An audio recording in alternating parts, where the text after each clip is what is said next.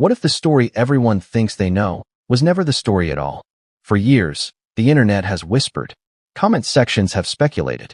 Headlines have danced around questions they never quite dared to ask out loud. And at the center of it all stands Prince Harry, a man who has spent his entire life under a microscope, yet insists the most important truths about his life have never truly been seen. Not the wars, not the royal exits, not the interviews that broke the monarchy. No. Before we continue, please hit the like button, subscribe to the channel, and turn on the notification bell for updates. According to those closest to the noise, the most unsettling questions weren't about crowns or titles. They were about family, about fatherhood, about identity, about whether silence itself was saying more than any confession ever could. And here's the part that stops people cold. Prince Harry didn't rush to shut the rumors down. He didn't laugh them off. He didn't storm the palace gates with denials. He didn't sue everyone into oblivion. Instead, he went quiet. So let me ask you something directly. When a man has spent his entire life fighting tabloids, why would he suddenly stop? That single question is where this story really begins. Because this isn't about proving anything. It isn't about biology, documents, or DNA. It's about perception. It's about how narratives are born. And it's about why some stories refuse to die, no matter how many times they're debunked. And most importantly, it's about why these rumors exploded now, not years ago. Stay with me, because the timing is not accidental. In the last decade, Prince Harry has done what few royals ever dared. He walked away from the institution that shaped him. He broke generational silence. He challenged the media machine that once fed off his mother's pain. He told the world, repeatedly, that secrecy was killing him. So when the world noticed a new kind of silence, deeper, heavier, more deliberate, people started asking questions. Dangerous ones. And once those questions surfaced, they spread like wildfire. TikTok clips slowed down his interviews. YouTube creators froze frames, dissecting body language. Commenters counted dates, appearances, absences. Strangers analyzed photos like forensic evidence. And suddenly, a narrative took shape. Not because anyone proved anything, but because millions of people started suspecting the same thing at the same time. And history tells us something uncomfortable. Sometimes rumors don't need to be true to be powerful. They only need to feel unanswered. Let's rewind. Prince Harry has lived with rumors since birth. Some were cruel. Some were absurd. Some followed him for decades despite being categorically denied. He grew up knowing that speculation was part of the job description, an unavoidable tax for being royal. But this time felt different. This wasn't about fashion. This wasn't about money. This wasn't even about royal drama. This was personal, painfully personal. And when rumors become personal, people listen differently. The whispers didn't start in tabloids. They started in online communities. Quiet posts, offhand comments, a joke that went too far, a thread that refused to disappear. And then something strange happened. The joke stopped being funny. People began to notice patterns, not evidence. Patterns, silences, avoided topics, carefully chosen words. And in the age of constant overexposure, silence stands out more than noise ever could. Think about it. When celebrities are falsely accused, they often react fast. Public statements, lawyers, social media clarifications, controlled interviews. But here, nothing. And that absence became the loudest sound in the room. Viewers began asking questions out loud. Why does he phrase things that way? Why avoid certain topics entirely? Why does he talk about trauma, legacy, and fatherhood, but never specifics? Why does he say "my children" in public, yet deflects when pressed deeper? Is it grief? Is it strategy? Or is it something else entirely? Now pause for a moment. Ask yourself honestly. Have you ever watched someone dodge a question, not because they're guilty, but because the truth is complicated, painful, or misunderstood? That's where the story fractures. Because there are two versions unfolding at the same time. One says this is just the internet doing what it does best, inventing chaos. The other says the reaction, or lack of reaction, doesn't quite add up. And once you see that split, you can't unsee it. What makes this moment explode isn't just rumor. It's timing. Prince Harry turns 40, a milestone age, a reflective age, the age where public figures often reassess identity, legacy, and truth. And at the same time, He's more distant from the royal machine than ever, more independent, more exposed, more human, which raises an uncomfortable question. If there was ever a time to finally address rumors, wouldn't this be it? But instead of clarity, the public got something else. Carefully worded speeches, selective interviews, statements that say a lot without saying anything at all. And that ambiguity fuels curiosity like gasoline on fire. Let's be clear about something. No credible proof has ever been presented. No verified source has confirmed anything. No official statement claims what the internet suggests. And yet, the rumors didn't die, because stories don't survive on facts alone. They survive on emotional gaps. And this story is full of them. People don't just question what they see. They question what they feel. And what many people feel, rightly or wrongly, is that something about this chapter of Prince Harry's life feels unresolved. And unresolved stories are irresistible, especially when they involve identity, fatherhood, legacy, and a man who already carries the shadow of his own paternity rumors from childhood. Yes, that matters, because history has a way of looping back on itself. Prince Harry grew up watching speculation swirl around his own origins. He watched how whispers can wound, how jokes become scars, how silence can be interpreted as guilt even when it isn't. So when similar speculation touches his own children, it strikes a nerve deeper than the public realizes. Which leads us to the question nobody wants to ask out loud. Is his silence protection? Or is it exhaustion? Or is it something even more complex? That's where the narrative becomes dangerous. Because once people believe a story is being hidden, they start filling in the blanks themselves. And the internet is very good at that. But here's the twist most people miss. This story isn't about what's true. It's about why people believe what they believe. And why now? Why not 5 years ago? Why not immediately? Why did the speculation intensify after certain interviews? Why do some statements get amplified while others vanish? And why does every attempt to dismiss the rumors only seem to make them stronger? That contradiction sits at the heart of everything. And contradictions are catnip for audiences. The more Prince Harry speaks about authenticity, honesty, and healing, the more people scrutinize what he doesn't say. Not because they hate him, but because they're listening closely. And when you listen closely to a story filled with pauses, deflections, and emotional weight, you start to hear things others miss. That's where we are now, at a moment where perception has overtaken fact, where curiosity has overtaken reason, where a man's silence has become a canvas for millions of interpretations. And the truth? Once a narrative reaches this stage, it doesn't disappear. It transforms. Its response. And that's where everything changes. Because whether Prince Harry ever directly addresses these whispers or not, the fallout is already in motion.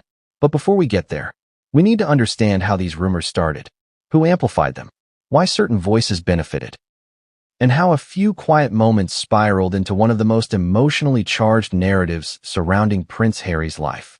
Because once you see how the story was built, you'll never look at the silence the same way again. That's the part most people get wrong. There was no explosive front page, no breaking news banner, no official statement that set the world on fire. The first spark was almost invisible. The kind of thing you'd scroll past without noticing if you weren't already paying attention. A comment, just one, buried beneath a video clip of Prince Harry speaking at a charity event. He looked relaxed, smiling, talking about legacy, about the future, about protecting his children from the pain he endured growing up. And someone typed a sentence that changed everything. He talks about them like they're an idea, not people. At first, it sounded cruel, nitpicky. The internet being the internet. But then someone replied. And he always does. That's how these things begin. Not with accusations, with observations. Small ones. Quiet ones. The kind that linger in your mind longer than they should. Within days, similar comments began appearing elsewhere. Different platforms. Different audiences. Same feeling. Why does he speak so generally? Why avoid names? Why shift tone when the topic comes up? Why does his energy change so suddenly? None of these questions proved anything. On their own, they meant nothing. But together, they created a pattern. And the human brain is wired to chase patterns. Think about it. We are uncomfortable with randomness. We search for meaning even when none exists. Especially when it involves people we think we know, public figures whose lives feel oddly personal to us. Prince Harry, more than most, fits that category. We watched him grow up. We watched him mourn. We watched him rebel. We watched him leave. So when people noticed something that felt off, it triggered a collective itch. And once an itch starts, scratching spreads. At first, the speculation stayed vague. Nobody said anything explicit. It was more curiosity dressed as concern. He seems guarded. There's pain there. He's protecting something. Then came the clips. Short, out-of-context snippets started circulating. Interviews slowed down. Facial expressions analyzed. Pauses replayed again and again. Did you notice that pause? Why did he look away there? Why did he say children instead of their names? Why did his voice crack on that word, but not the others? Suddenly, people weren't just watching interviews. They were studying them. And here's where it gets dangerous. When you look for something long enough, you usually find it, whether it's real or not. But the internet didn't care about caution. It cared about momentum. A creator stitched together 5 clips from 5 different years.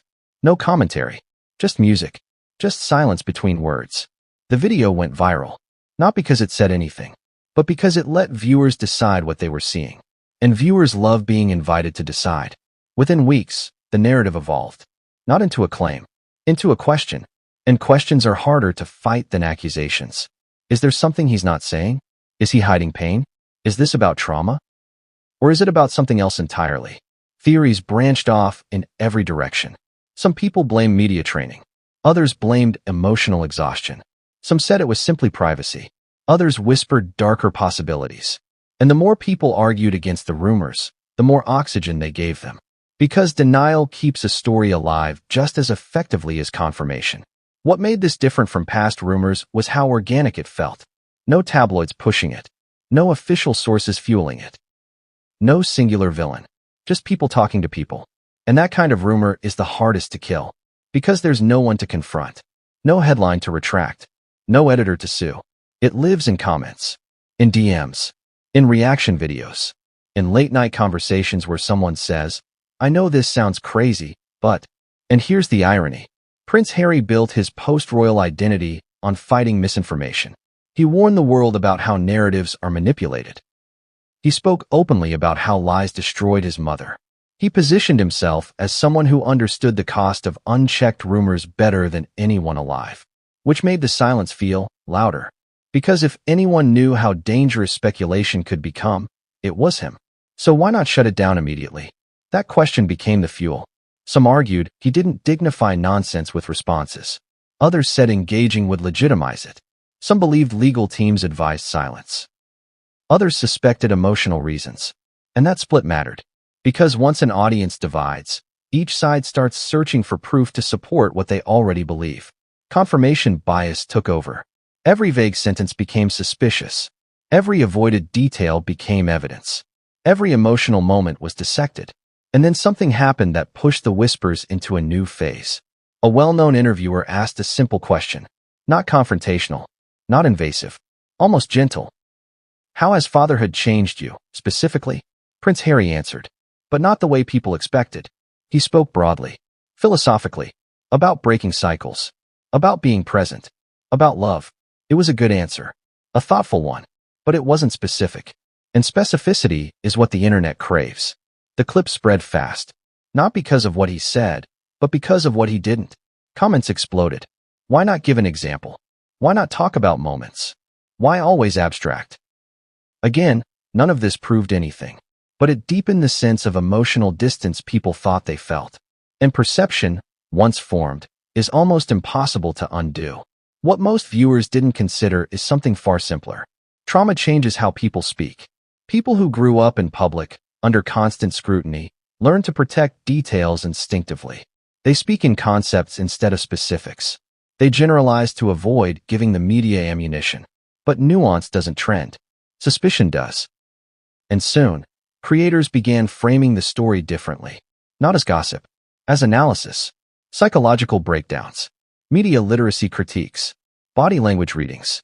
The word allegedly appeared everywhere. A shield, a loophole, an invitation. And with that single word, boundaries blurred. Suddenly, speculation felt respectable. But here's where the story takes a turn most people missed. As the whispers grew louder, something else grew quieter. Prince Harry's own narrative. His advocacy work got less attention. His speeches were clipped differently. His interviews were reduced to sound bites. The algorithm began feeding people one version of him. The guarded one, the evasive one, the silent one. And once that image took hold, it became self-reinforcing. People clicked expecting to see distance. So they noticed distance. People watched expecting avoidance. So they perceived avoidance. That's how stories harden. Not through truth, through repetition. And then came the age factor. 40, a number loaded with symbolism. Midlife, reflection, legacy, reckoning. Creators leaned into it hard. At 40, he's finally facing. At this age, men reconsider. At 40, secrets surface. The narrative matured from rumor into expectation. People weren't just asking questions anymore. They were waiting for an answer. And waiting creates pressure. Pressure changes behavior. Behavior changes perception. Which leads to the most important question of all. Was Prince Harry reacting to the rumors? Or were the rumors reacting to him? Because depending on which you believe, the story changes completely. One version paints him as a man weighed down by public misunderstanding. Another paints him as someone carefully navigating something deeply personal. And the truth? It might be neither. It might be something far more human. But the internet doesn't like human explanations. It likes drama. And just as this speculation reached its peak, something unexpected happened behind the scenes. Something subtle. Something easily overlooked. Something that reframed everything for those paying attention. And when that detail surfaced, the whispers stopped sounding harmless. They started sounding intentional.